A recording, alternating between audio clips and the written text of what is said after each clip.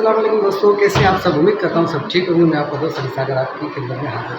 दोस्तों आज वाला जो व्लॉग होगा ना हमारा, वो सारा सराइकी में होगा, क्योंकि हमारे दोस्त, हमारे भाई, हमारे अजीज़, उसकी आज शादी है, सो वो सराइकी है, इसलिए आज सारा प्रोग्राम हमारा, सारा व्लॉग हमारा सराइकी में होगा। तो जनाब क्या कर देते हो अपना व्लॉग स्टार्ट। प्रोग्राम है असल मेरा सारे दोस्त की शादी है, मौके बनना है काफ़ी साथ सारे तैयार थी गई आज फसलों में तैयार थी गई। ये भला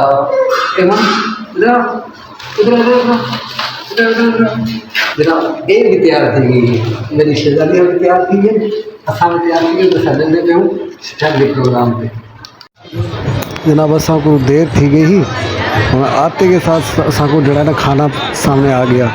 असा खाना खाम देते हैं, सारे बैठते, मंसूर भाई है और आसिम भाई बैठे हैं ना, सारे जो ओनर है ना, हमारे सारे बॉस हैं वो भी बैठे हैं ना। तो ऐसा खाना एंजॉय करते पे हो, तो सा देखते पे हो कि कैसे ऐसा खाना खाते पे हो। जनाब ये सारे प्यारे भरा अरसलान की शादी ते वीडियो बनाते पे हो असा।